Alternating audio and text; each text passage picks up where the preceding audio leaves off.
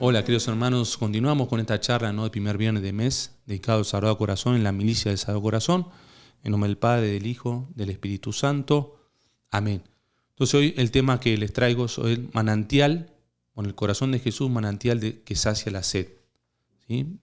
Del Padre Uribarri, ¿sí? Me parece un buen texto, ¿no? Que estaba buscando sobre el manantial que sacia la sed, que nos puede ayudar, ¿sí? Entonces, al hacer un preámbulo, ¿no?, de la sed humana, yo voy directamente, ¿no?, el significado, de la sed y el agua en la Escritura. Hay varios pasajes en las Escrituras donde hace mención de esta agua. Por ejemplo, el pueblo de Israel tiene conciencia de su nacimiento en el Éxodo, la salida de Egipto. También, en el Génesis 1:2, ¿sí? También ahí tenemos. También Moisés, que había sido rescatado del agua. El agua será para el cristiano también la fuente de regeneración, ¿no? El tema del bautismo. También la travesía al desierto del pueblo experimentó la sed. Entonces vamos viendo cómo el agua es un factor fundamental, ¿sí? Yahvé a través de Moisés calmó esta sed. ¿Se acuerdan, no? Cuando golpea la roca, ¿no? Ahí vemos que golpea la roca y sale el agua, ¿sí? Entonces ahí mostrando así su poder, su bondad y su señorío y sus deseos de dar una vida buena al pueblo, ¿sí? Más adelante Pablo entenderá que la roca de la que brotó el agua era Cristo mismo, ¿sí? El pueblo de Israel toma así conciencia de que Yahvé es el único que puede calmar su sed. Esta perspectiva alimenta la oración de Israel, que se sabe sediento de Dios, del único que puede saciar su sed más profunda, ¿sí? Entonces ahí vemos, ¿no?, la importancia del agua en el pueblo de Israel. Tercero y último, el profeta Ezequiel vislumbra el templo como la fuente escatológica de la purificación y de la revivificación de todo. Como las aguas escatológicas que emanarán del templo reengendrarán todo lo que entre en contacto con ella a la plenitud de la nueva vida. Entonces, ¿se acuerdan de ese pasaje, no? Ezequiel 47, 1, 12, ¿no? Todo lo que va tocando lo va llevando vida, ¿sí? Entonces ahí tenemos, ¿no?, la importancia del agua en el pueblo de Israel. Estos tres motivos confluyen de diversos modos hacia el corazón de Jesús. Los cristianos renacemos a la vida en el bautismo gracias a Cristo, al sumergirnos en el agua santificada por su muerte y su resurrección. Cristo es el nuevo Moisés, de cuyo seno brotan los ríos de agua viva. Entonces acá siempre es un símbolo, ¿no?, de lo que Jesús va a hacer después. Entonces es muy importante tener conciencia del agua, como esa purificación, ¿sí? El templo escatológico del que emanan las aguas de la vida. Ahora, el corazón de Cristo, fuente de agua viva. La sed de Jesús. Resulta interesante considerar previamente la sed de Jesús, de la que habla la Escritura. El pasaje es conocido. Después de esto, sabiendo Jesús que todo estaba cumplido, para que se cumpliera, la Escritura dice, tengo sed. Cuando tomó Jesús el vinagre, dijo, está cumplido, e inclinando la cabeza, entregó el Espíritu, ¿sí? Entonces el texto, ¿no?, de la sed de Jesús. ¿A qué texto de la Escritura se puede remitir? Entonces la sed de Jesús, ¿no? Se barajan como posibles los Salmos 22, 63 y 69. Con la pasión de Cristo se relacionan tanto el Salmo 22 como el 69, por lo que podemos más fácilmente descartar el 63, en el que de un modo general se habla de la sed de Dios por parte del orante. Ahora bien, podemos contentarnos con la referencia al vinagre del Salmo 69, como si beber de la esponja empapada de vinagre fue un elemento precioso de la revelación. Ciertamente suena algo estrambótico y difícil de llenar de contenido teológico, a no ser que en realidad se esté remitiendo a otra cosa. Entonces, lo que el autor está tratando de hacernos ver que no solamente la sed como natural de Jesús, es algo más. En el Salmo 22 se está describiendo una situación calamitosa en su conjunto, que incluye como un dato más la sed del sufriente. ¿Por qué habría de destacarla el Evangelio de Juan de un modo tan enfático, precisamente en el momento final de la vida de Jesús y como signo del cumplimiento último de todo? Por eso parece congruente buscar otra interpretación, que sin negar la sed física propia del que se encuentra en una situación calamitosa y de sufrimiento extremo, refleja en los Salmos 22 y 69, en los cuales se reconoce la figura del Mesías sufriente.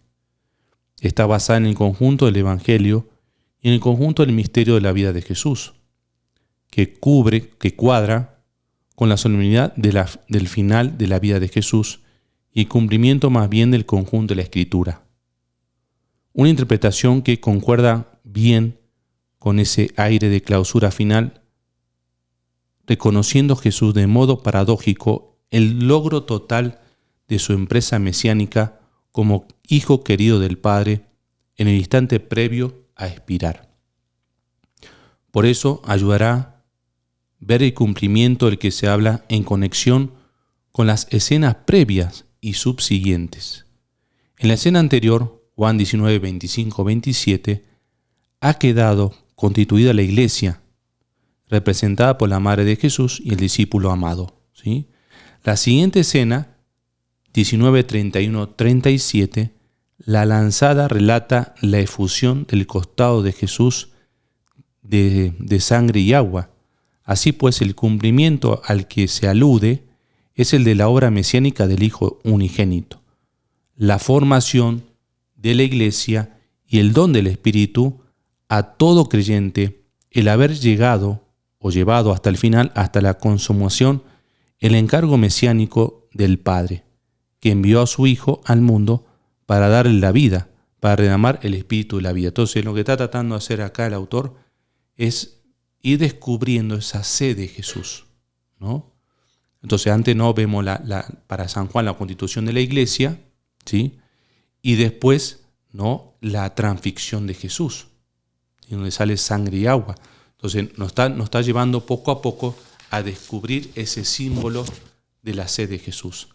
Así, la sed de Jesús, su deseo más profundo, el anhelo de su corazón, es el cumplimiento final de la voluntad del Padre de las misericordias, consumando su vida y su obra en la obediencia hasta la muerte, y sellando su vida con la Pascua. En el momento final de la exaltación en la cruz, justo antes de exhalar su espíritu, que ciertamente también alude al don del Espíritu, Jesús ha satisfecho la sed de su corazón, la entrega de amor hasta el final, por la vida del mundo. Esta es la paradójica sed de Jesús, ¿no?, que nos descubre la profundidad de su corazón filial, entregado por nosotros y nuestra salvación. Entonces, cuando Jesús en la cruz dice, la sed, tengo sed, ¿no?, hay que ir más allá de esa sola, que puede ser algo natural, ¿sí? Por eso no extraña que San Agustín haya querido rastrear esta sed en otros pasajes, así en la magnífica escena de Jesús con la samaritana. Entonces ahí vamos descubriendo la sed de Jesús. Agustín descubre a un Jesús que pedía de beber a la mujer, pero que en realidad estaba sediento de su fe, ¿sí? Entonces esa es la sed de Jesús. Entonces hay que entender, ¿no? Por eso Jesús en la cruz, como está, ¿no?, es decir, ese pasaje, para entender que no solamente algo natural, no tengo sed, ¿no? Claro que también es algo natural, pero va más allá de lo natural, ¿sí?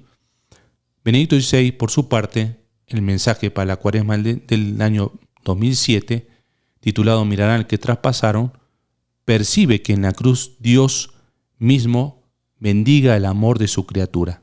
Él tiene sed del amor de cada uno de nosotros. Bien, ahora vamos un pasito más. El corazón de Jesús, manantial de agua viva. Entonces esto como algo escriturístico, ¿no?, de la Biblia, del Antiguo Testamento, del Nuevo, ¿no?, de la escena de Jesús en la cruz, se da una correlación remarcada por todos los estudiosos que he consultado entre tres escenas que paso a considerar someramente, ¿no? Entonces, estos tres pasajes son muy, muy importantes, ¿no? La primera escena, la samaritana, ¿no? Siguiendo el orden del Evangelio, comenzaré por el encuentro de Jesús con la samaritana, en un lugar tan significativo como el pozo de Jacob. Los encuentros juntos a los pozos en el Antiguo Testamento se recubren de resonancia de vida y salvación, y nupciales, que nos encaminan hacia esa comprensión del corazón nuevo de la nueva alianza resaltado por Ezequiel. Los hitos fundamentales están claros en el texto. En el diálogo Jesús se descubre como deseoso, sediento, de dar de beber, de otorgar el don de Dios. Si conocieras el don de Dios, ¿y quién es el que te dice, dame de beber? Tú le habrías pedido a Él y Él te habría dado agua, agua viva. Entonces, lean ese pasaje, no, acá no lo podemos leer, no por el tiempo, pero lean ese pasaje en Juan 4:9, ¿no? Con ese diálogo de Jesús con la samaritana es algo hermosísimo. ¿En qué consiste dicho don?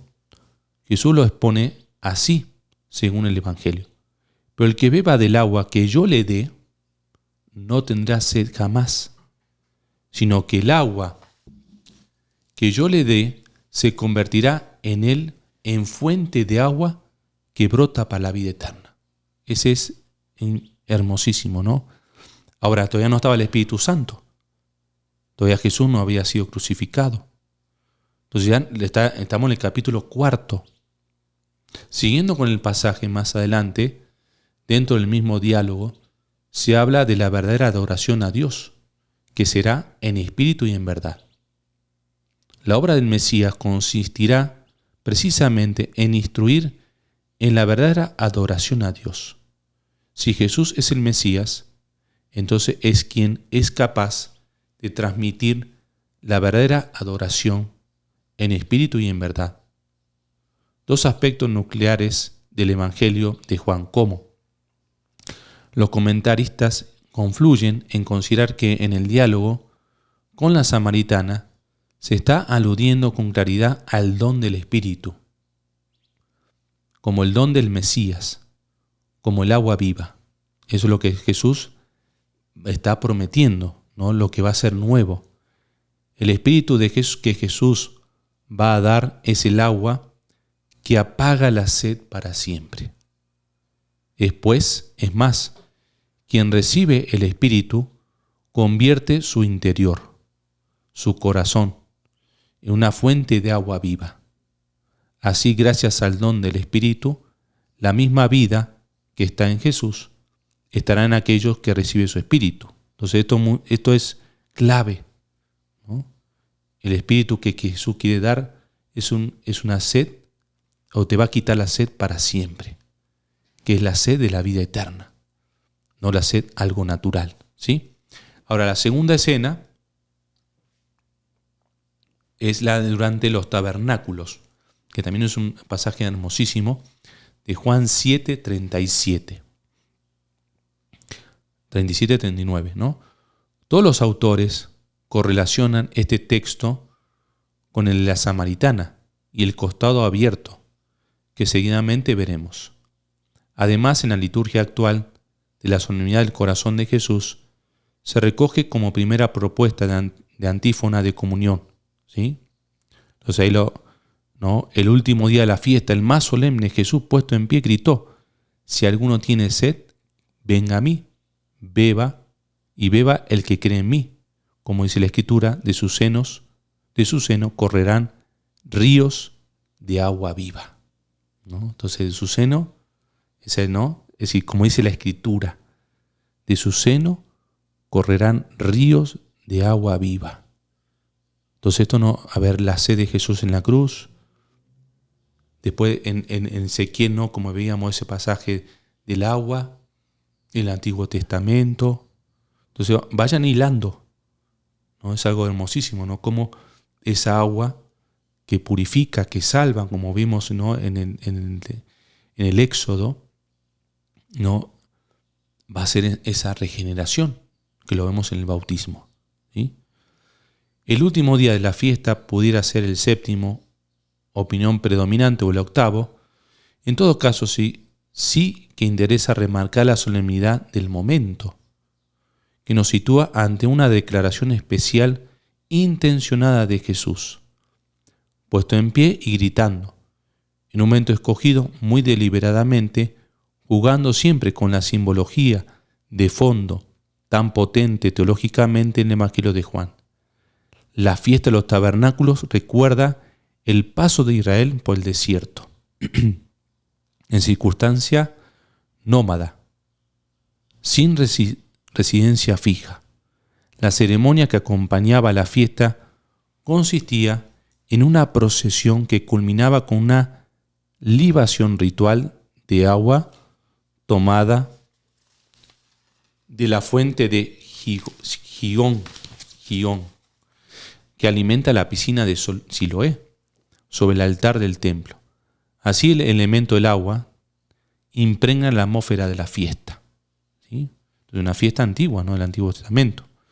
De mayor interés para nosotros, la fiesta de los tabernáculos está asociada a la dedicación del templo.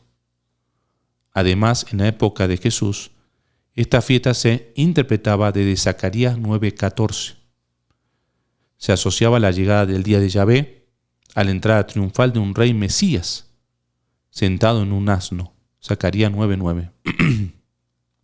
Al momento en que Yahvé derramaría un espíritu de oración y gracia sobre la casa de Israel, en que aguas vivas manarían de Jerusalén hacia el mar muerto, cuando finalmente todos los enemigos de Israel serían derrotados. Entonces ya no habría más mercaderes en el templo.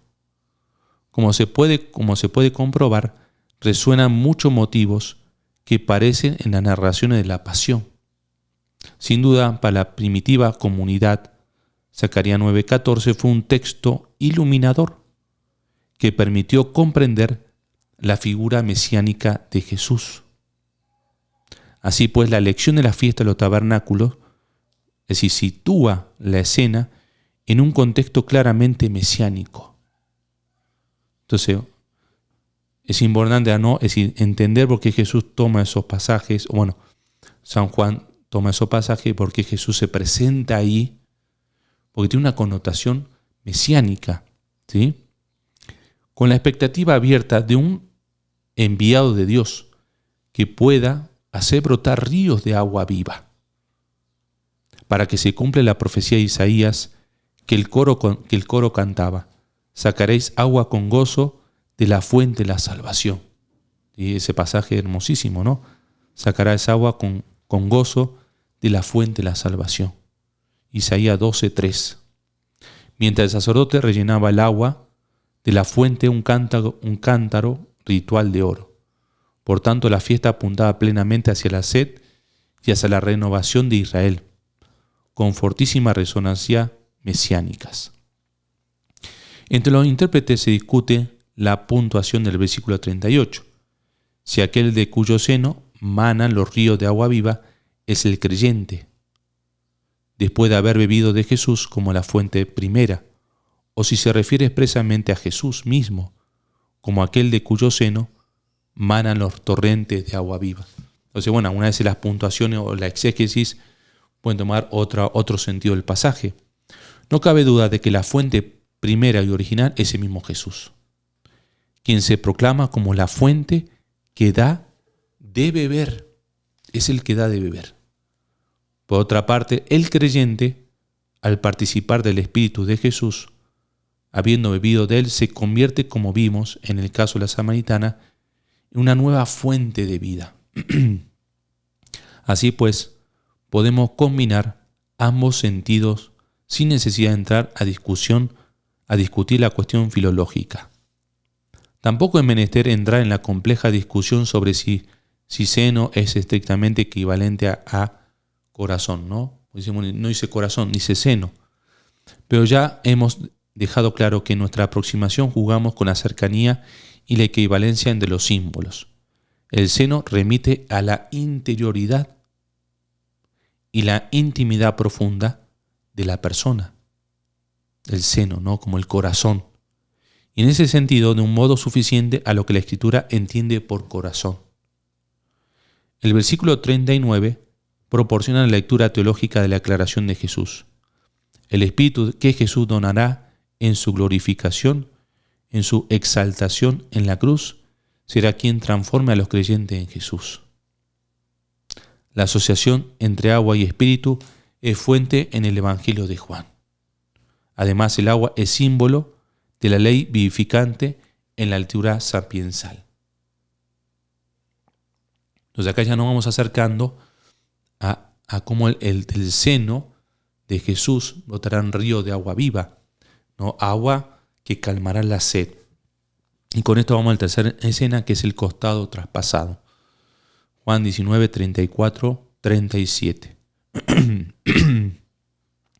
Todo nuestro recorrido tiende hacia esta escena final, ¿no? Para San Juan, todo tiende a este momento.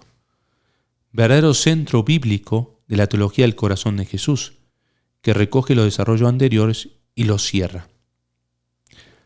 Recordemos el texto. Sino que uno, ya empezamos, en el 19:34, sino que uno de los soldados le atravesó el costado, una lanza, y al instante salió sangre y agua. El que lo vio lo atestigua y su testimonio es válido, y él sabe que dice la verdad, para que también vosotros creáis. Y todo esto sucedió para que se cumpliera la Escritura. No se le quebrará hueso alguno. Y también otra Escritura dice, mirarán al que traspasaron. La escena es muy curiosa, porque Jesús ya está muerto, habiendo exhalado el Espíritu. ¿Qué interés le mueve al evangelista a seguir narrando lo que sucede con el cuerpo de Jesús? Son preguntas válidas, ¿no? Que nos ayudan, ¿no?, a reflexionar. ¿Es un simple cadáver inerme? La mirada de la fe persigue profundizar aún más, si cabe, en el sentido de la muerte de Jesús, a través de la percepción del misterio de su cuerpo, inseparable de su persona y de su obra. El sentido de la vida, de la obra y de la muerte de Jesús se ha manifestado ya, pero se completará al descubrir la interioridad de su cuerpo. Un cuerpo cuyos huesos no se han quebrado, como auténtico Cordero Pascual. Y un cuerpo del que emana lo ha sido el motor interno de toda su vida, sangre y agua. Entonces, por algo, el evangelista San Juan, aunque haya muerto, algo nos quiere decir. ¿Por qué? Y dicen, ahora van a decir, no, mirarán para que ustedes crean, para que ustedes crean. La sangre representa para la Escritura la vida. Así pues, la sangre de Jesús, que emana de su costado abierto, es su vida plenamente entregada hasta el final, mostrando que todo se ha cumplido, que ahora desde lo alto atrae ya a todos hacia sí, como en Juan 12:32.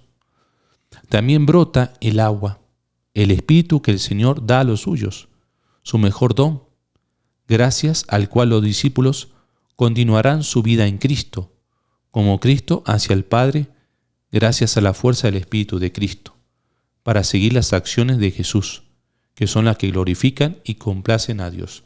Lo hemos dicho en otra charla, ¿no?, con Ignacio Lapotier, pero también esta perspectiva, ¿no?, un poquito casi igual, pero de otra forma, ¿no?, como lo que brota de Jesús, de su seno, de su corazón, el agua.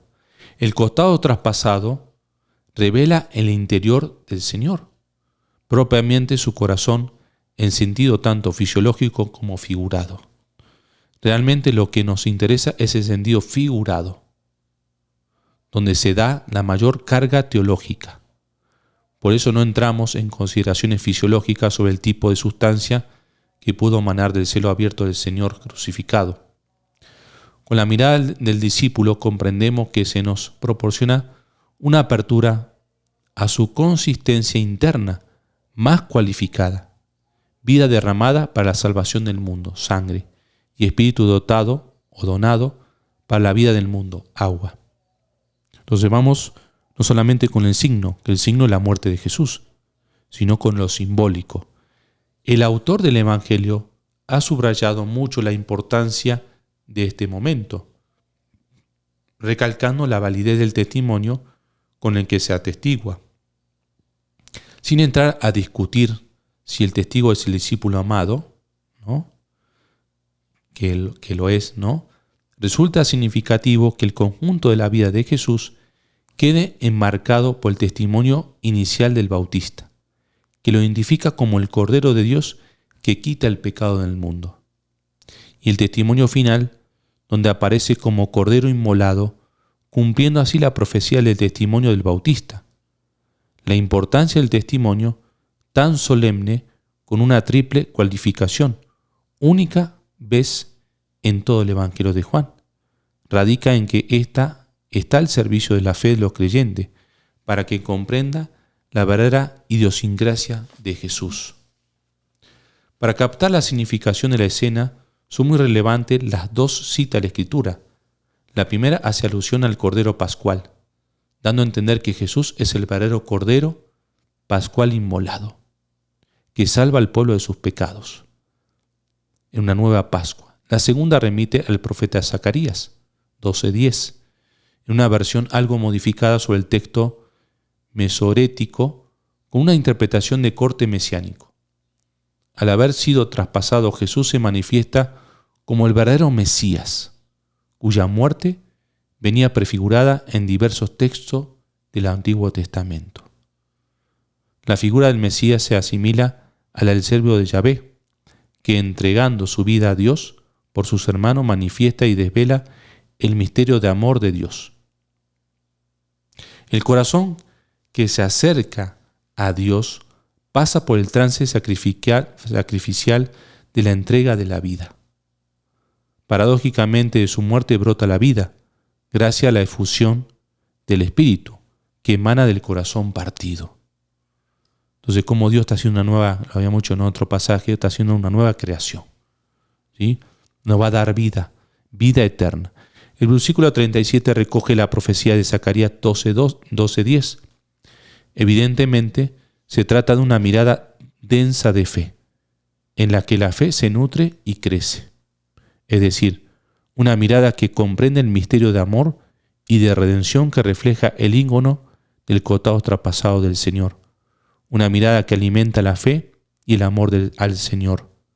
Al reconocer su vida entregada, sangre, y su costado abierto, convertido en la fuente de nuestra vida, nueva vida, agua, del Espíritu Santo.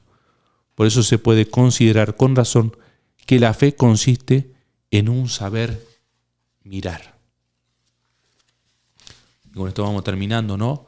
Esta primera parte de esta charla, ¿no? Que aún se parece un poquito teológica, pero que vayan descubriendo la importancia del corazón de Jesús y para San Juan, ¿sí?